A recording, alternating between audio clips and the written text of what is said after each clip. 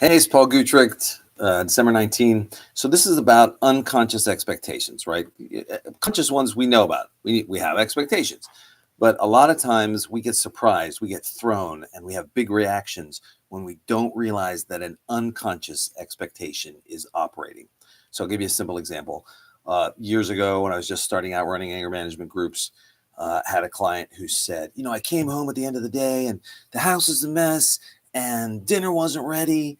And I thought about it afterwards and I realized, okay, he parked his car and walked in with an expectation that he didn't even realize was operating, maybe. I mean, maybe he was a little hungry, wondering what was for dinner, but he walks in and the house is not as he expected it. Dinner is not ready. It is not as he expected it. So there were these expectations that weren't necessarily out there and vivid and that he wasn't aware of. So I started thinking about how we can be thrown. We go into our day and traffic is worse than usual or whatnot. Things we're expecting to get to a certain place in a certain amount of time, when it's not happening, that throws us. Okay. That one may be a little more conscious. So, but just come back with me for a second.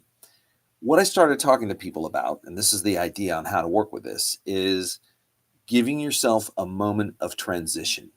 Okay. So my suggestion for this guy was you get home, stay in the car for a second, and just think through your day. What was the day like? What were the stressors like? Then pivot to you're going to go in now to your house. How do you want it to be? How do you want to be? What do you want to leave behind from work? And in addition to all of this, not like you have to have a mantra like this, but just like I suggested that you add the phrase, and anything can happen.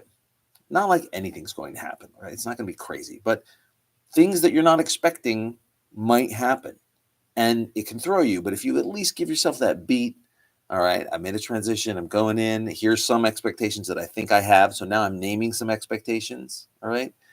And anything may happen, like the other things may happen that I'm not even thinking about.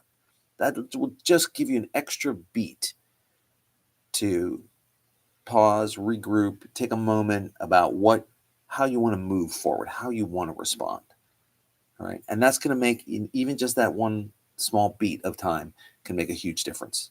Okay. If you have any questions about this, leave them for me. Please subscribe and we'll do another one next Thursday. Okay. Thanks very much. Take care.